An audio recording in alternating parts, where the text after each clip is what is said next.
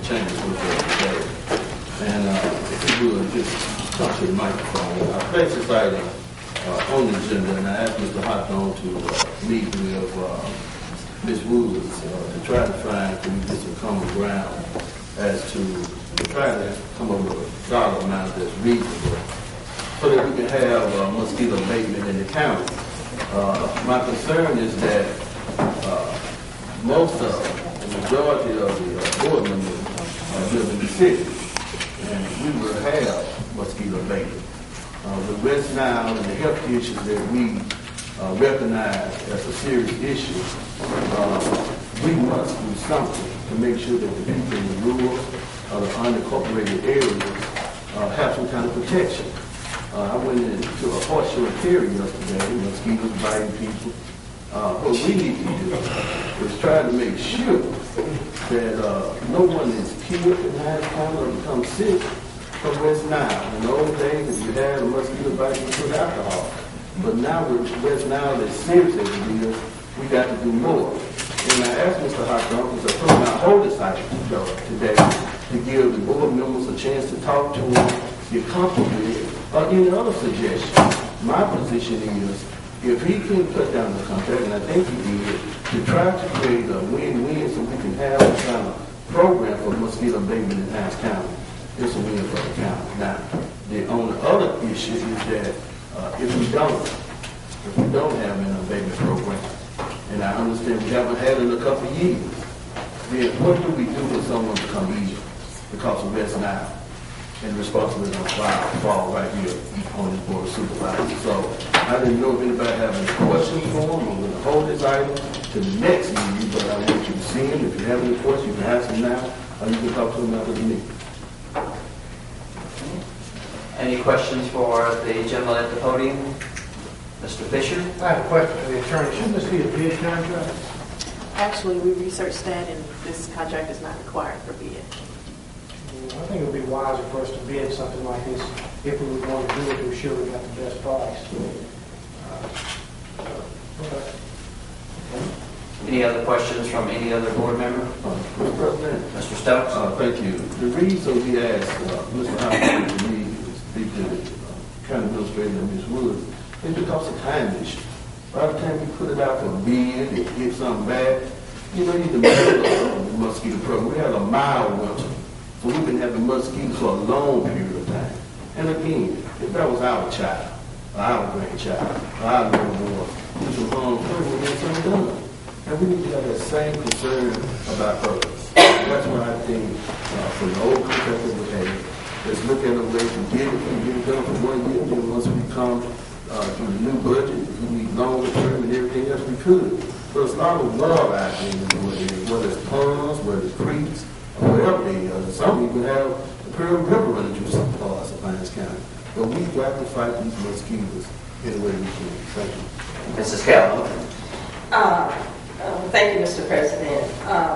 I do have a concern about entering into a contractual agreement with anyone at this time, simply because the item of the request, rather, has not been budgeted. In the past, you know, we did do business with Hawthorne Compressors. But because the item has not been considered as a part of our budget, then I will have to vote no on entering into a contract. Right now, our unappropriated, what we budgeted for 2011-2020, our unappropriated surplus was $387,796, of which $250,000 was set aside as part of our reserve, and it will take at least 4 supervisors to vote to enter into that reserve. But right now, when we appropriated the set aside, that left us with a reserve balance of $137,796. The county has had retirement increases of $88,000. And we had an increase in the insurance deductible of $26,014. And our inmate medical is running ahead approximately 12% at this time. Additionally, there will probably be some other expenses related to our Henry Young legal settlement as well as other legal matters. So what I'm saying is, at this time, we do not have enough funds to even honor a contractual agreement. Even with you reducing your costs, there is not enough left, excuse me, I have something in our reserve budget to even pay for your services, which are needed. Well, would you have a comment that you want to make or say? Yes, I would like to say this. I thought it was very commendable that the Board of Supervisors would consider the health and well-being of the citizens that elected them to watch after their concern. At one time, mosquito control was merely a mosquito problem, was merely just a nuisance. What we're talking about now is life and death situations. People are dying. We have had one of the warmest winters, exactly whether the fourth warmest winter in recorded when data was taken, and we've had record-breaking March weather, which only has served to increase the mosquito population. Now, if you have more mosquitoes out there, you're going to have, it's been predicted that you're going to have quite a bit more West Nile cases. You're going to have more injuries, possibly more deaths. So, however, it's commendable that you would talk about mosquito abatement, but what needs to happen, some action needs to be taken to reduce the population. And that's all I have to say. Okay. Are there any other comments for Mr. Hathorn or any other statements that anyone would like to make as it relates to this particular issue? Mr. Hathorn, I'd like to say that I think that everyone agrees with the fact that we need to have some type of mosquito abatement program.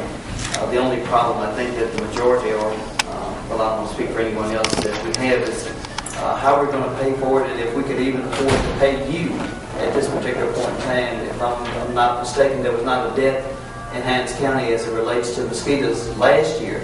We do know that 8 cases. Okay. Did anybody die as a result? Not that I'm aware of. Okay. But anytime you get the virus, it's always possible that somebody can die. I'm familiar with a former police officer that was bitten by a mosquito and the difficulties that he had to go through as a result of West Nile. So it is definitely a problem. I would like to see, for us to continue to try to work with you or with someone to see what we can do as it relates to this particular issue. But I don't think that it would be prudent for us at this particular point to enter into an agreement and we don't even know how we're going to pay you or with anyone else at this point. We are coming upon a budget process, and I hope that we can include it in there or something to that particular nature. There are a lot of different options, and I think that maybe if you get with the county administrator and see if there are other options that we can work out as it relates to this, because our number one responsibility is the health and safety of the citizens. And I think that we might try to be able to work out something, but I'm just not sure of what we're able to do, given the fact that we've just been an $85,000 bill, as Ms. Calhoun stated, that's an unfunded mandate that we have to pay for. Ms. Calhoun? And let me just say, as serious as the matter is, you had some personal relationships with that disease. Right. And I know how serious the matter is, and as serious as it is, we all have a personal responsibility to protect ourselves and also do what we can to keep from getting bitten by the mosquito. Yes, ma'am. Like I said, this is serious. Since you know about what happened that causes the swelling of the brain, it affects every major organ. So I would just ask for the citizens, including myself, so y'all can find something to be done because it doesn't. Not to do anything at all doesn't go well. You know, when you're looking at trying anything that you can to help the citizens of Hinds County. Thank you very much. Thank you very much, Mr. Hathorn. Yes, sir. Mr. Stokes, continue, please. Thank you. I'm going to ask Ms. Deanna Tisdale to come forward to the podium. I placed on the agenda the Mississippi Opera, and I don't see the artistic director. You may not. Oh, she can do the podium. Good morning to you all, actually. I can definitely speak on behalf of the Mississippi Opera, but if you would like to push us back a bit. Oh, no, you can speak in plus. I know you're supposed to kind of sing it. Yes, sir. Well, I wanted to tell you all about the Mississippi Opera. I just want to see a show of hands of anyone who has been to an opera here. Okay, that's a great showing of hands. Well, I hope that you all enjoyed the opera that you went to. And I just wanted to talk a little bit about the Mississippi Opera. It's the 10th oldest opera in the United States, which is a wonderful thing for Mississippi. And it is also, so it's been around for 67 years. And this year, they're doing The Elixir of Love by Donizetti. It's a bel canto opera, and it's really wonderful for the whole family. It's one of those operas that you can take little children to, adults can go, older people can go, and everyone love it.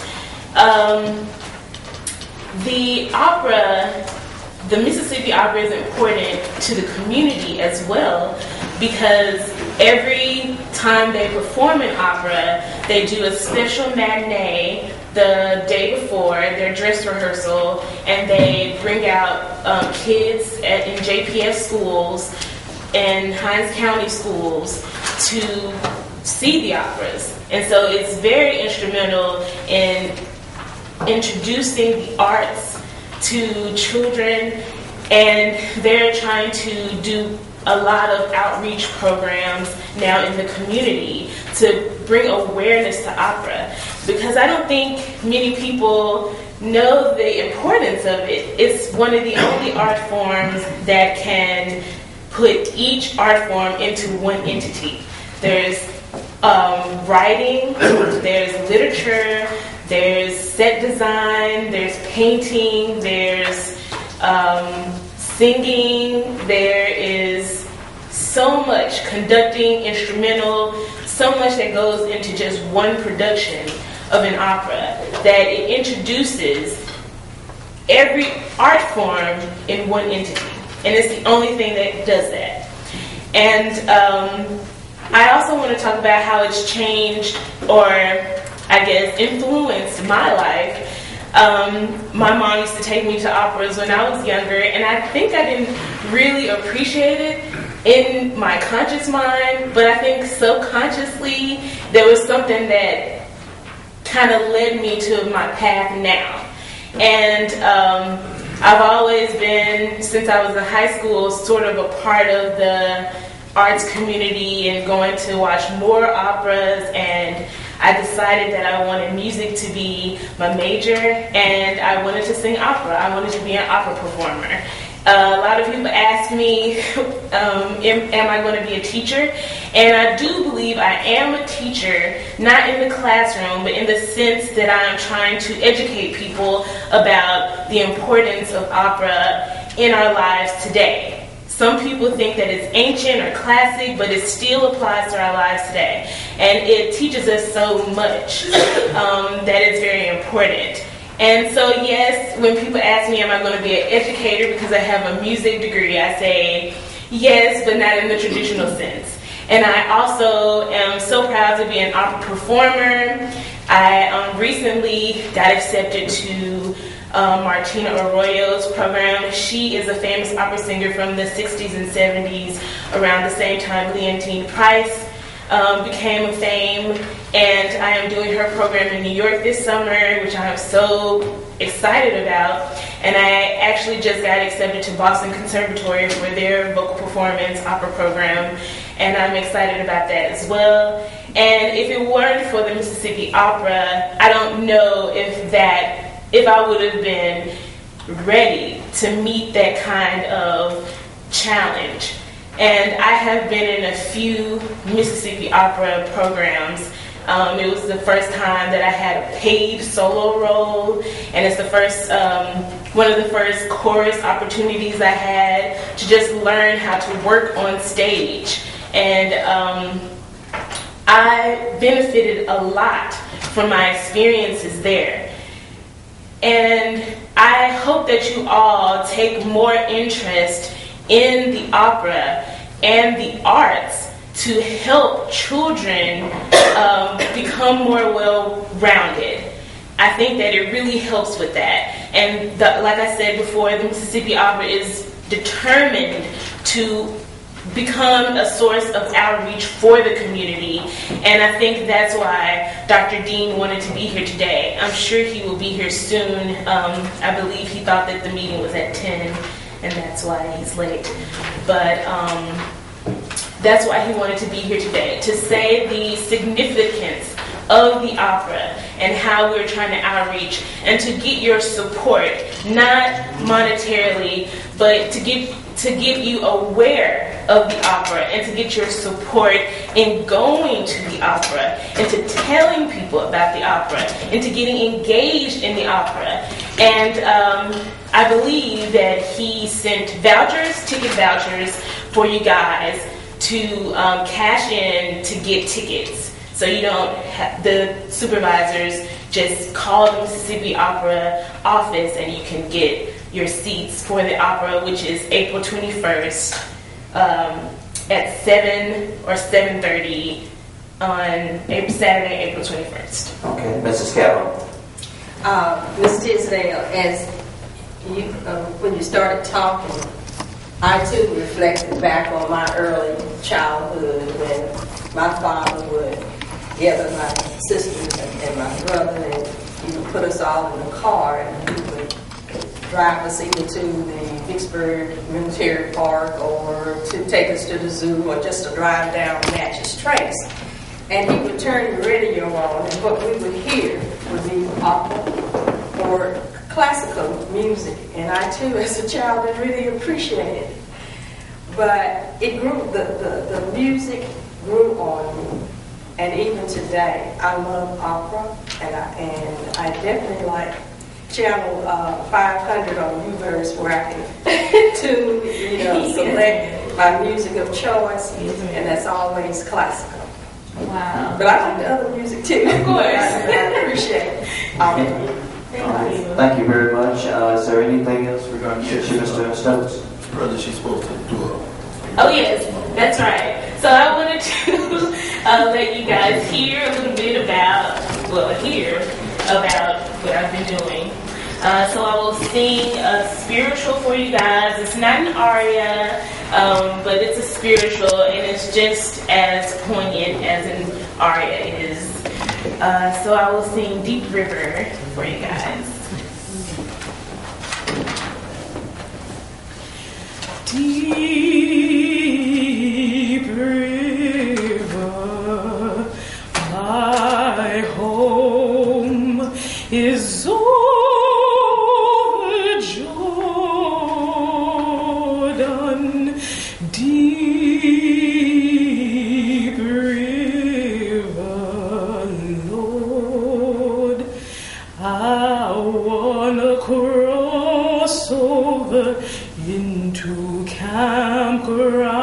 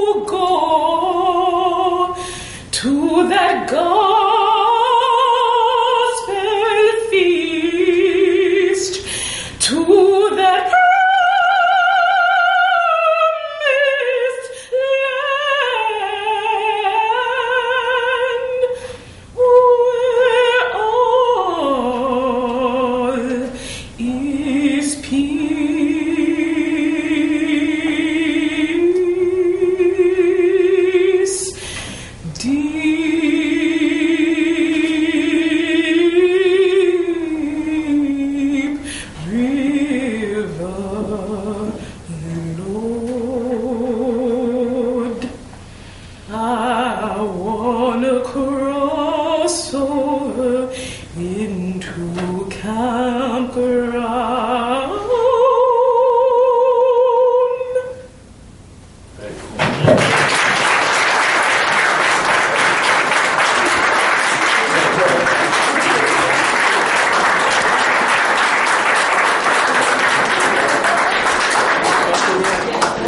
Dr. Dean is here. He's scheduled to be with the city at 10 o'clock tomorrow. I was at 9, and we had a chance to meet. He came to the city when I was a councilman, and I told him they had an outreach program years ago where they used to reach out to the schools, and he invited me to come to our performance at Southern University of Harrisburg, and I really enjoyed it.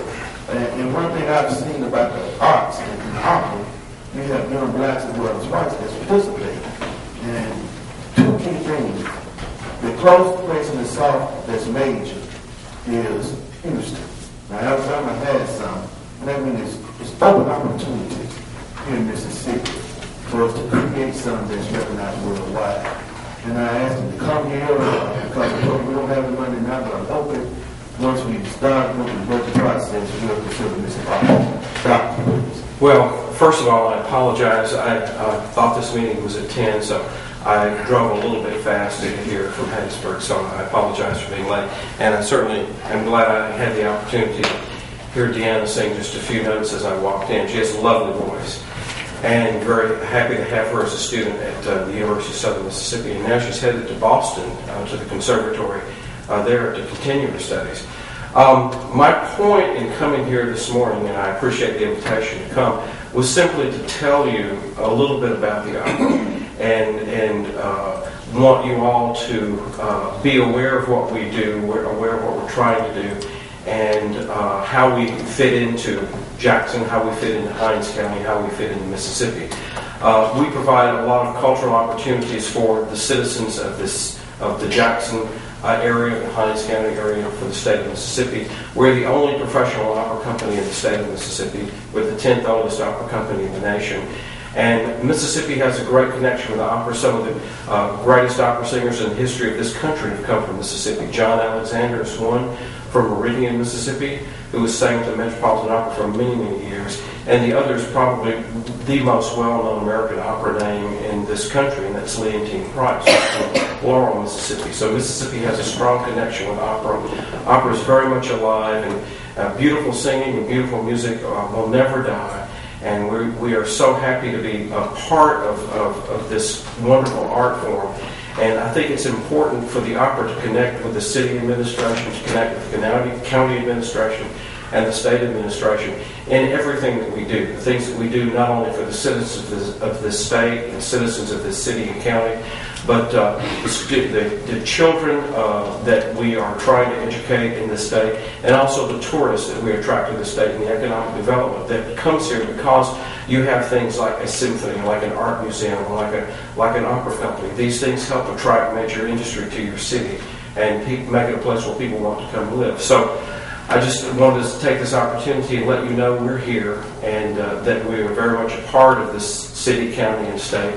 And our next performance is Saturday, April 21st. And I think you probably all have already received some notices about that.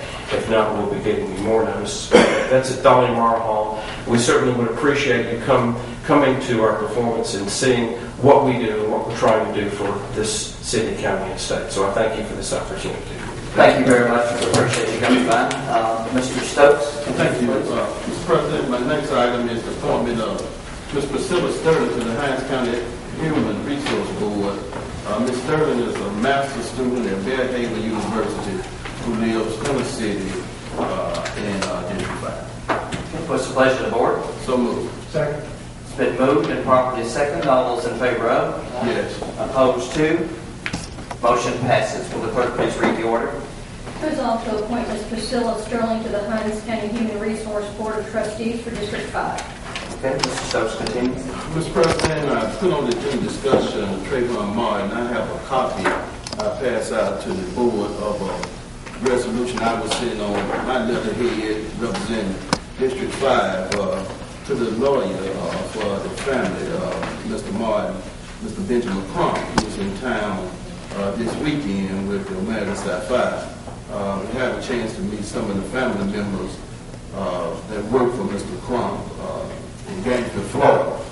who was there a couple weeks ago for the senior judge for the Northern District of Florida, taking senior status, and it's an issue that a lot of people are concerned about, not just in Florida, but all over the world. And my resolution that's representing District 5 is a statement to the world and to the Martin family that we share that land. I just wanted to make sure I put it on the agenda and let members of the board look at the resolution. Thank you. Okay, does it require ratification? No, sir. Okay. All right. Thank you very much. Continue, please. Mr. President, I got the chief of police from Utica here with us. I put some of the jobs on the agenda. The chief, would you come forward with some of the jobs in Utica? The county recently sometimes go visit the baseball field, but they don't have the funds for uniforms for the young people. And because of lack of money for some of the jobs, we got to make sure that reparations for the young people become a priority to keep young people out of trouble. Thank you, Mr. Kids there, to keep young people out of trouble. And it's important that we discuss what we can do to help. Now, I understand the money issue that we're discussing, and again, I too feel that we must find some money. That's what I've been saying from day one. And I know we have over $130,000 that's left, and I just hope and I pray that we can try to help these young people also. Could you tell us, Chief, about the baseball facility which you're going through? Just recently we had a new park put in Utica, which we have, like say, the baseball facility, and we are trying to. Reverend Brown was supposed to be here this morning. He's got something where he's gathering up a little league team, but the problem is, I guess, it's equipment, I guess, and funding to get this thing in operation. And also, we had various programs. We had the feeder program and all that was going on in Utica, and we don't have that anymore. So just like Mr. Pope said, what we're trying to do is basically keep our youth busy in Utica, which we don't have anything at the time. More like I said, we got the new park, but we have to have fun, we have to have equipment and all to have games or what have you there. So we just try to keep them busy and find out where these programs went to, and how can we go back in funding to get these programs back in Utica to find something for them to do that. Right now, for the law enforcement part, we're doing pretty good with our youth. For the schooling, we have zero tolerance on for them being on the street. You can come to Utica through the week, you won't see a juvenile unless they're accompanied by an adult. So we want to try to, at least when school is out or something, get something, have something for them to do. So I'm just pretty well asking the question, well, they program that, and for the monies, how can we go about getting these funds or any other kind of help you out and give us in the Utica community, as well as the county part of Utica. Okay, questions from the board. I have a question, and my first question is, how much money are we talking about? What equipment are we talking about? Is it listed anywhere? Is it documented as to what will be needed, how will be needed, and how much of it will be needed? Yes, Reverend Brown has that. He has done his research on that, councilman, but he was unable to make it short of manpower. He's a supervisor on his job.